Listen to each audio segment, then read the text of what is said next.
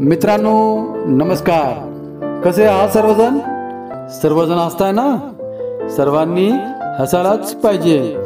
सर्वांनी हसावे, आनंदी राहावे म्हणून मी घेऊन आलो आहे पती आणि पत्नी यांचे मिश्किल विनोद. एकदा एक नवरा आणि बायको गप्पा मारत बसले होते. तेव्हा बायको नवऱ्याला म्हणाली, अहो, मी एका प्रवचनामध्ये ऐकले आहे की अहंकार करणे म्हणजे सर्वात मोठे पाप आहे.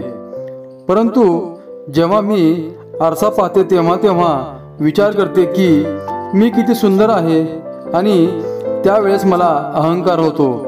मी काय करू?